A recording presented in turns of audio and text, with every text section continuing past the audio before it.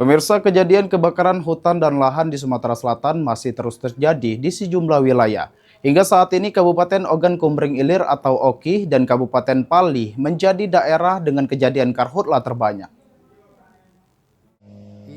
Dan Lanut Sri Mulyono Herlambang selaku dan Satgas Operasi Udara Penanggulangan Karhutla Sumsel mengungkapkan, berdasarkan hasil pemantauan luas lahan yang terbakar di Kabupaten Oki dan Pali mencapai sekitar 6 hingga 7 hektar per hari.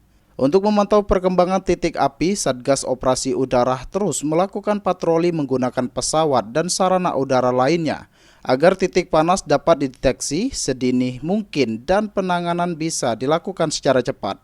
Dan Lanut menjelaskan jika kondisi karhutla di Sumatera Selatan terus meningkat dan memerlukan penanganan lebih maksimal, pihaknya akan segera melaporkan situasi tersebut kepada pemerintah pusat. Laporan itu akan menjadi dasar untuk mengajukan bantuan helikopter waterbombing yang akan digunakan dalam operasi pemadaman melalui udara, terutama di lokasi-lokasi yang sulit dijangkau oleh petugas darat.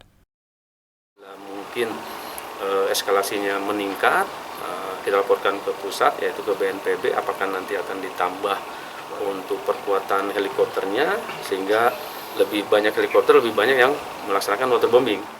Pemerintah dan Satgas Karhutla juga menghimbau masyarakat agar tidak membuka lahan dengan cara membakar demi mencegah meluasnya kebakaran selama musim kemarau. Tim Liputan, PAL TV.